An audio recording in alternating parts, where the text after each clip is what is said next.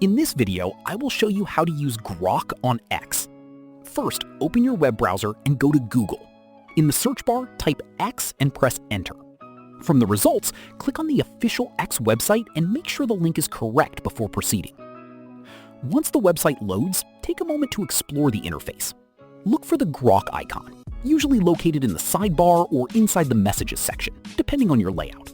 Click on the Grok icon to open its workspace. Inside Grok, you will find different features, including the option to create images. Select the Create Images option to start generating visuals based on your ideas. Now enter a clear and detailed prompt describing what you want to create. For example, you can type something like Create Image of Superbike, or any creative concept you want.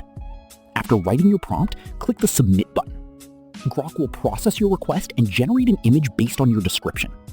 Review the result carefully and adjust your prompt if needed to improve the output quality. So that's basically how you can use Grok on X. If you found this video helpful, subscribe to our channel.